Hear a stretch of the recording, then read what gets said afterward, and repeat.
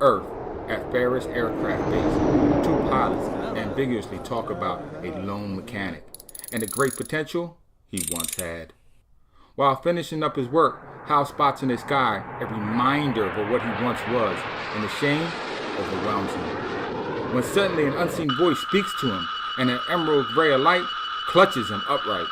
Like a jet set to autopilot, he is whisked away to the smoking wreckage far off into the desert.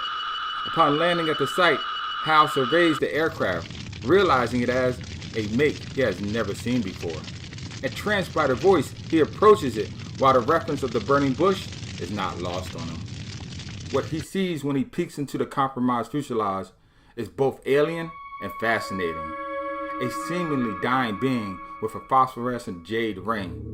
With his last words, the mauve-skinned being offers the ring on one condition: that Hal accepts his responsibility. He does so fervently. That was many years ago. Today, the site bears witness to two different aircrafts, both more primitive than the wreckage, but the pilots are no less daring.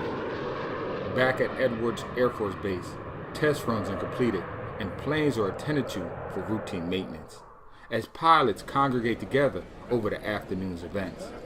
Shane Sellers informs Hal that it was good to fly with him once again. All these years, he thought he was dead with the destruction of Coastal City. Hal tells him he wants to be reinstated as a pilot. Sellers replies to do so, he must meet with Jonathan Herc Stone. He is a 2-star general now and a commander of the Flight Test Center. If he wants to be a pilot, he will have to reconcile with his past. Later, Jordan retrieves the ring from his locker while the rest of the pilots gather to go home. As soon as he places it on his finger, Hal is hailed by his fellow Lantern John Stewart in regards to an abandoned ship in a geosynchronous orbit high over northern Nevada. With just a thought, Hal constructs a portal through the ceiling and then is off to help John investigate the abandoned aircraft. Meanwhile, at a truck stop in Barstow, California, a low-level officer flirts with the cashier over the contents of the shipment, much to the chagrin of her oversized boyfriend. Outside, the officer admonishes his comrade to the sensitivity of their mission, and the officer replies he would not have had look if not for the strange noises coming from the canvas-covered cargo. Meanwhile, in space, high above Earth's atmosphere, Hal and John discuss the purpose of the Lantern Corps and their role in it as they come across the derelict ship.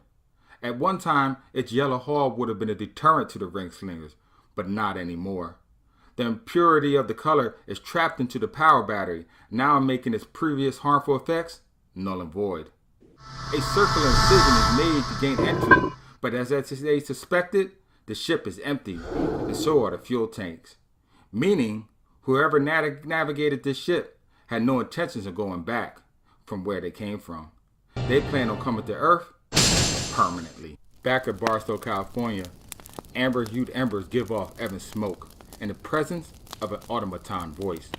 While a few yards away, a local trucker chastises his mate as to her lustful behavior, when suddenly an alien life form interrupts him. Thinking him to be a secret lover of his girlfriend, the trucker seeks retaliation, but is struck down with the power of cosmic energy. Scared to death, the female scrounges amongst the trash, wishing to become so small as to disappear. But her fate is already sealed, and she will join her lover in the afterlife. Hundreds of miles away, in a vacant metroplex, Green Lantern returns home to Coast City and is greeted by an unsuspecting guest. The two catch up on old times, debating over family matters, and finally discussing the horrible murders that took place in this beautiful city. And then out of nowhere, a sonic boom shakes the building, shattering glass, causing Hal to retrieve his ring. In a flash, the Lantern is on the aircraft, freaking uncontrollably across the skyline. Forming a tractor beam, Lantern gains control and lowers the craft safely to the ground. When the cockpit hatch pops open, Hal is pleasantly surprised for the second time for this day. Captain Jillian Perlman reveals the nature of the ship and its potential, spellbinding the Emerald Hero. When Hal is finally able to focus on what she is actually saying, he realizes all the emergency personnel are staring at the ship and the strange circuitry within. At the same time, just miles outside of Edwards Air Force Base, hidden under a moss-colored canvas, a life form reboots and becomes sentient again. What exactly is the Army hiding, and what does it have to do with the abandoned aircraft in space? To make sure you find out, please subscribe and hit that bell icon. And if you know someone who will enjoy this video, by all means please share it. Until next time, as always, keep reading, my friends.